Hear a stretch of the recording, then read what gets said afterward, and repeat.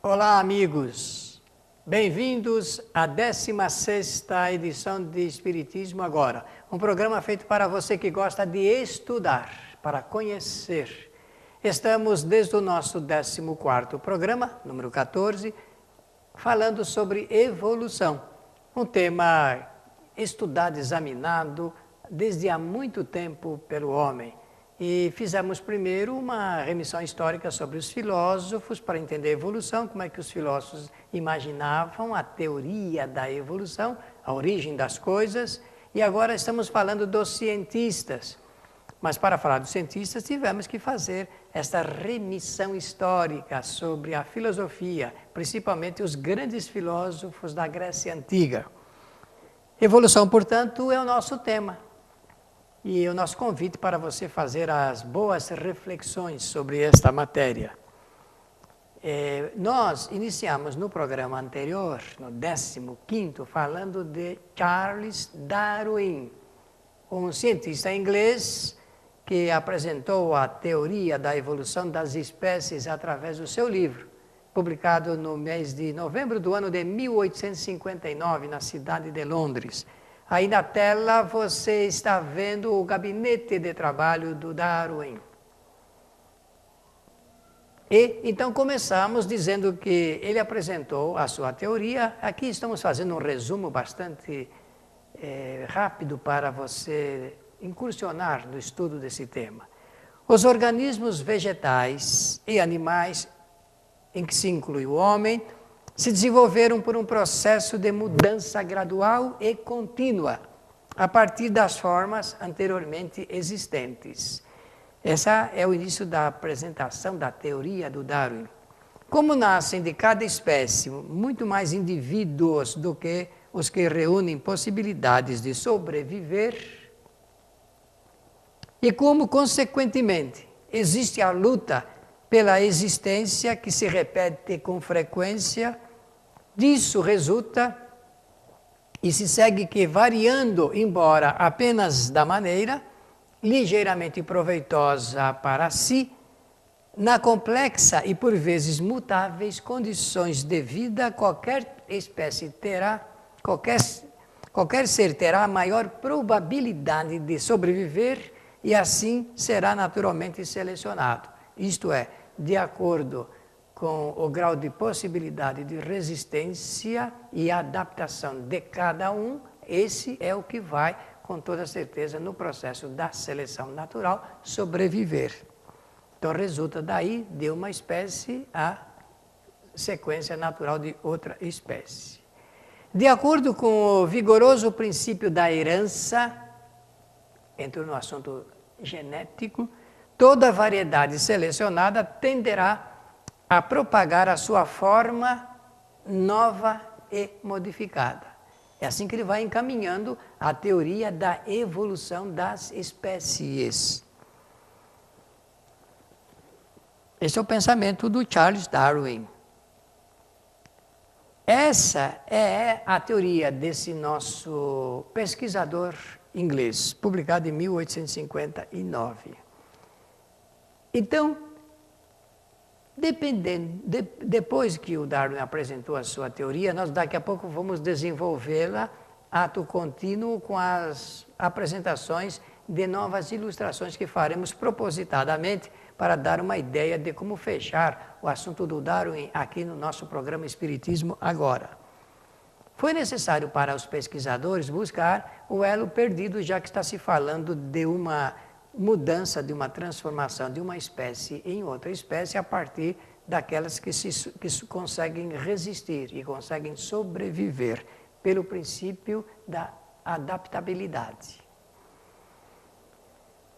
Aqui nós estamos vendo uma grande descoberta feita pela ciência, pelos antropólogos que pesquisam, que buscam nos sítios mais longínquos aqui do planeta, nos lugares onde se pode obter informações através do que é possível colher em termos de resultado. Nós estamos vendo esse Ramidus ardipithecus de 4.400.000 anos, que os cientistas chamaram de Ardi, e a mulher mais antiga, Australopithecus afarensis, de 3.200.000 anos, que os cientistas chamam de Lucy. Ardi e Lucy formam o casal mais antigo até então descoberto e que se constitui aí no elo dessas mudanças que nós estamos mencionando a partir da teoria do Charles Darwin. Então vamos mostrar aqui, olha aqui o nosso amigo mais antigo, e que é o elo dos homens com os chamados símios. Idealizam esta família, então, nas mudanças, nas transformações das espécies. Por enquanto, estamos vendo aqui na forma humana, que os cientistas datam e buscam interpretação de como chegaram e como conviveram aqui na Terra. Para a ciência, o homem e as famílias de símios, que são os macacos, descendem de um único tronco que é uma mutação, por isso que mostramos lá o elo perdido. Foi utilizando o método comparativo que a ideia da antecedência foi sendo descoberta, comparando uma forma com a outra forma. O macaco antropóide, dessa nossa forma de andar com os pés, é o que mais se aproxima da forma humana. Aqui uma ilustração meia engraçada, mas apenas para sugerir perfeitamente que existe um processo de adaptação, porque eles aprendem mesmo, não é? Então aqui vemos um antropóide, um chimpanzé, com toda a roupa nossa, né? Essa é uma coisa bem risível, vestir roupa no animal, mas ele parece que recebeu muito bem essa brincadeira humana. Mas isso não significa que o homem tenha sido um macaco antropóide. Mas faz a gente pensar bastante, não é verdade, amigo ouvinte, meu telespectador? Faz a gente pensar bastante. Existem 4 tipos de macacos antropóides: o gibão, o orangotango, o chimpanzé e o gorila. Vamos ver cada um deles para a gente perceber essas mudanças no processo de modificação. Isso vale a pena falar num programa espírita chamado Espiritismo Agora, porque tem tudo a ver com a interpretação espírita sobre a vida aqui na face da Terra. Esse é o gibão, o orangotango, com seu filhote, o chimpanzé, brincando aqui com um animal, e a mãe gorila. Olhem bem nas características e também na forma como estão segurando aí os seus filhos, ou então aqueles seus companheiros. O gibão, o orangotango, o chimpanzé e o gorila.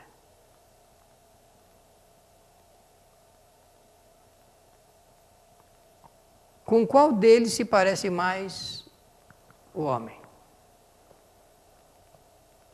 Qual é a sua opinião?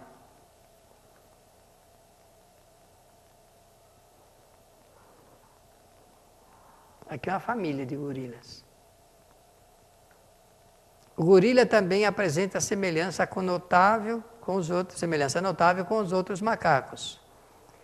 Esses macacos, por sua vez, possuem extraordinária semelhança com os pequenos tarceiros, que são pequenos mamíferos chamados lêmures, lá da Lemúria, que possuem o pé traseiro muito comprido, originários da Lemúria. E é com os pés que eles se agarram, por isso que são tarceiros. Aqui uma foto de um grupo deles.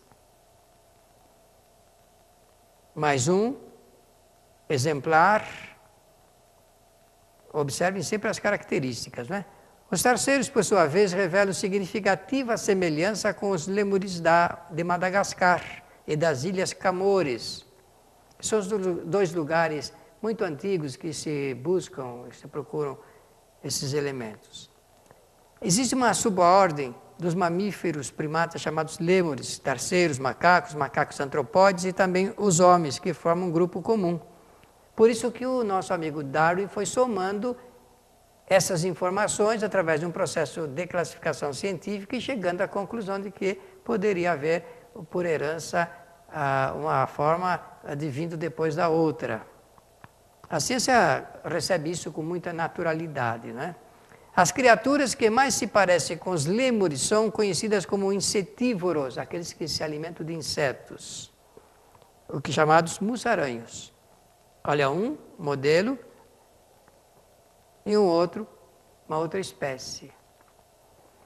Isso para dizer dessa família que nós estamos descrevendo aqui, porque, segundo a ciência, há mais de 70 milhões de anos que aparecem esses elementos bastante primitivos na face da Terra para chegar até o ponto da nossa forma humana.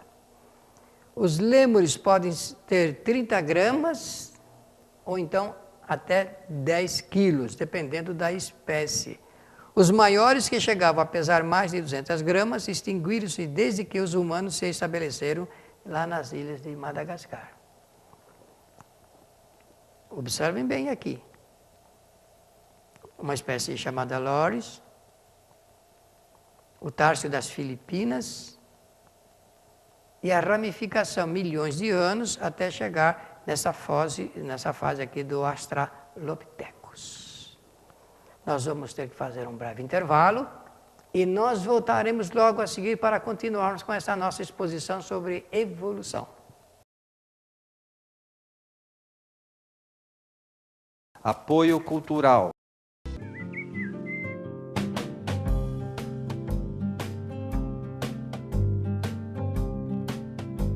Rádio Boa Nova, a comunicação em prol de um mundo de regeneração. Os livros citados neste programa podem ser adquiridos na Mundo Maior Editora. Acesse mundomaior.com.br. Um simples gesto, um ato de enormes proporções. Um simples gesto é capaz de dar apoio, acolher, educar, alimentar. Um simples gesto traz com ele benefícios incalculáveis. Um simples gesto contribui para realizar o bem. Participe para que a rede social do bem possa aumentar a sua capacidade de multiplicar as suas ações sociais. Pratique isso na hora que você for pagar a sua próxima compra. Use o cartão de crédito exclusivo O Bem. Peça já o seu cartão. Ligue 0800 644 2273.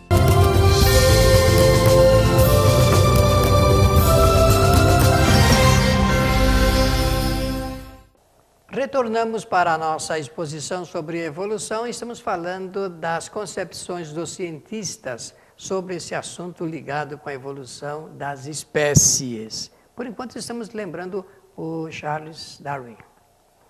Olha, nesta ilustração ficará mais fácil entendermos aqui quando há uma proposta de compreendermos há 70 milhões de anos, quando aparecem essas espécies que vão preparar pelas ramificações, segundo a teoria do Darwin, até a chegada do homem.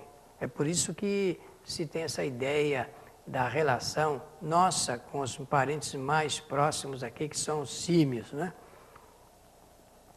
Isso é muito importante, porque de 70, 60, 40, 25, 13 milhões de anos e 2 milhões de anos, quando aparece a espécie humana nessa forma como nós conhecemos, mas nós já vimos lá que existem exemplares de 4 milhões e 400 mil anos atrás. Vamos continuar mostrando algumas fotos para facilitar o entendimento através da visualização das semelhanças. Olhem bem, por favor.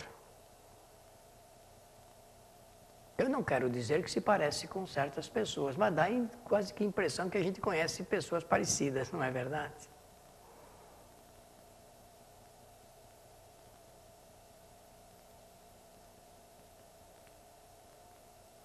Não sei se estão cantando, se estão gargalhando, mas estão ali num processo de harmonia familiar. Talvez contando um caso do dia para o outro, não é? uma anedota, quem sabe. Aqui a família reunida. Olha que coisa bastante interessante. Nós precisamos conhecer sempre de onde nós viemos. O que nós somos. Por que estamos aqui fazendo essas experiências agora, através do conhecimento, usando a lógica, usando princípios éticos, não é? Olha que foto bonita, não? 2 exemplares. Dormindo no colo da mãe, sossegado. Novamente, a ideia ilustrativa das ramificações. Aqui estamos vendo os lemos, lores, tárcios, os macacos do Novo Mundo, macacos do Velho Mundo, o gibão, o orangotango, o gorila, o chimpanzé e o homem. Há quem diga, os cientistas são claros nisso, que os chimpanzés são muito parecidos no comportamento com o homem. Há mesmo um estudo a respeito do crânio, do cérebro do homem com o crânio do chimpanzé, o cérebro do chimpanzé. O homem tem a ciência está em busca da verdade, quer conhecer a origem da vida. Então, apanham esses estudos para responder a essas dúvidas, a esses questionamentos. E é papel da ciência fazer isso. 70 milhões de anos atrás, verificou-se de maneira bastante repentina o final da ideia final dos répteis. Se arrastavam.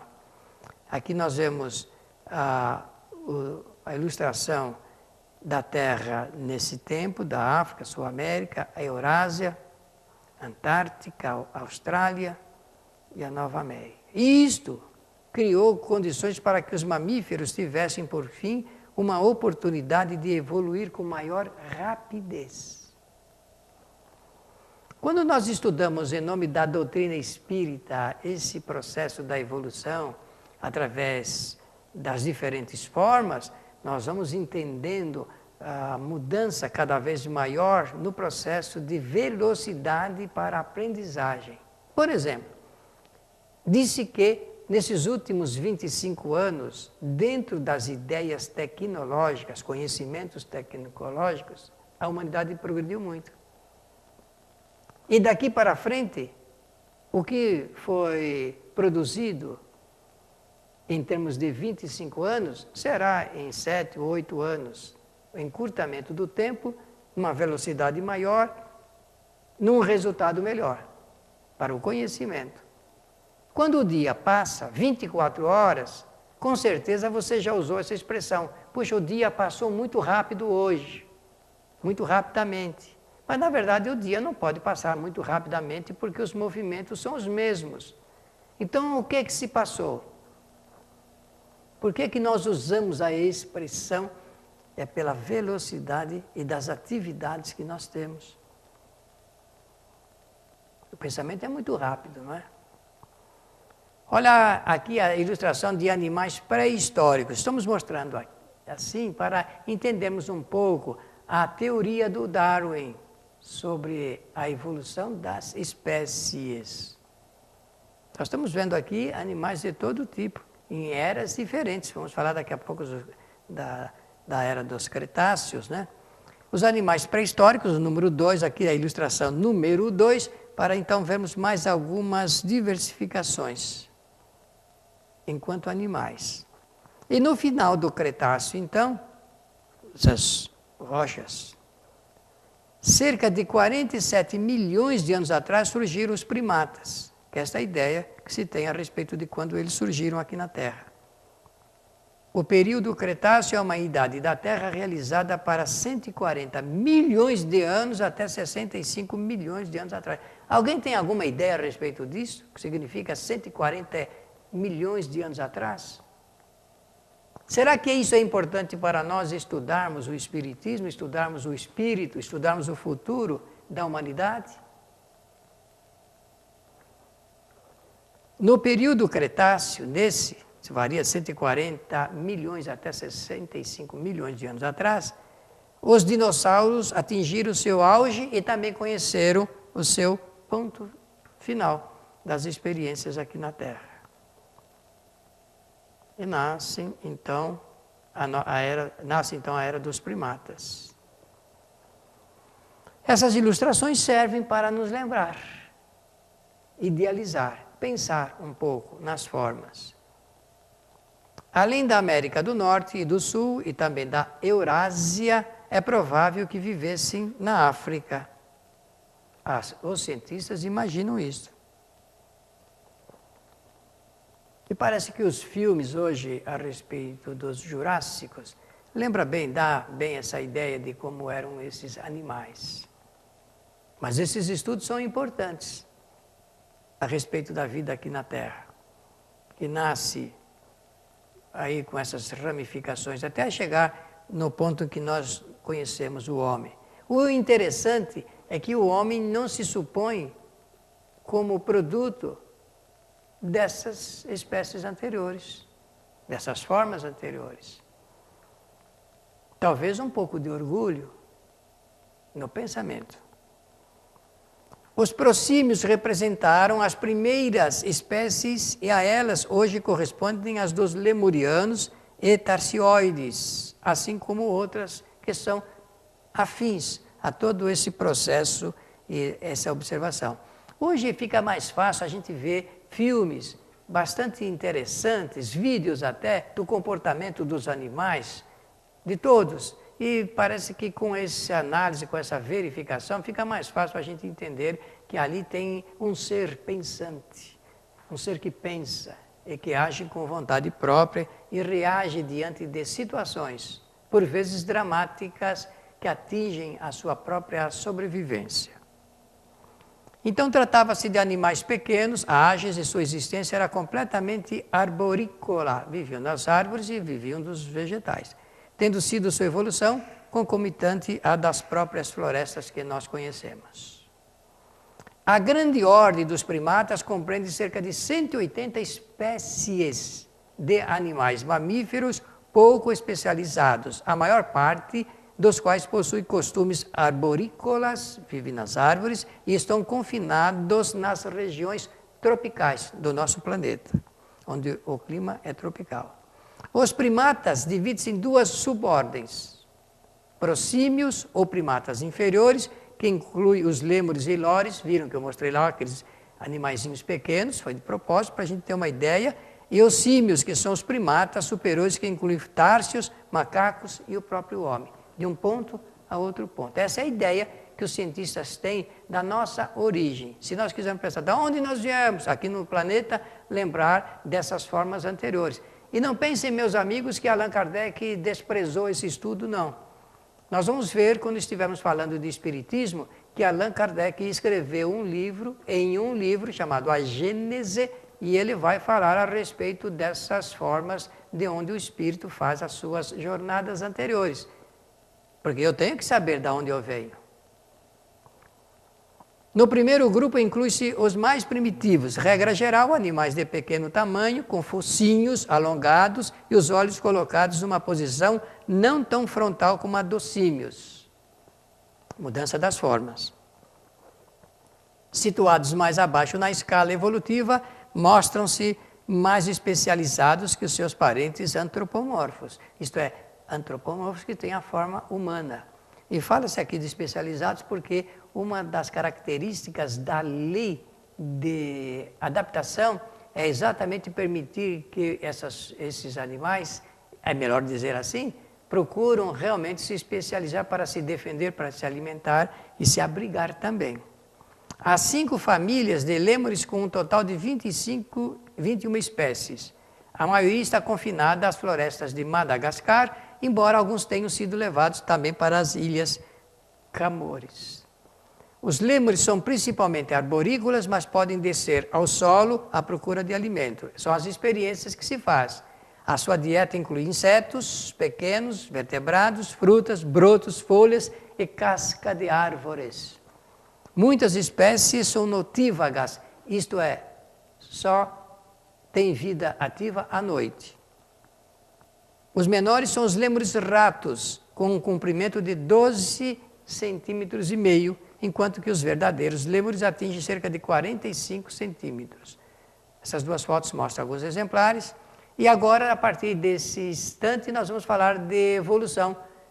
A teoria, como é que o Charles Darwin apresentou a sua teoria para nós entendermos o significado de toda esta exposição que fizemos. Mas isso, meu amigo, vai ter que ficar para o nosso próximo programa, porque nós já estamos encerrando praticamente Espiritismo Agora, no nosso número 16, número 16. E eu quero agradecer a correspondência que temos recebido, a todas as cartas, os e-mails. Continue mandando. Escreva também para Espiritismo Agora. Você está vendo aí na tela o nosso endereço eletrônico. Mande a sua correspondência, apresente as suas observações, as suas ideias, as suas perguntas e nós vamos respondê-las. No próximo programa, nós continuaremos falando sobre a teoria evolucionista. Temos que falar um pouco do Wallace, Alfred Russel Wallace também, e depois ingressaremos no estudo espírita sobre evolução, que é um dos princípios básicos do Espiritismo. O Espiritismo tem 14 princípios fundamentais, e evolução é um deles. Para estudar evolução segundo o Espiritismo, temos que estudar evolução segundo os filósofos e também os cientistas da antiguidade. Queremos nos despedir de você nesta oportunidade, agradecendo e convidando para o nosso próximo programa. Até lá, amigos.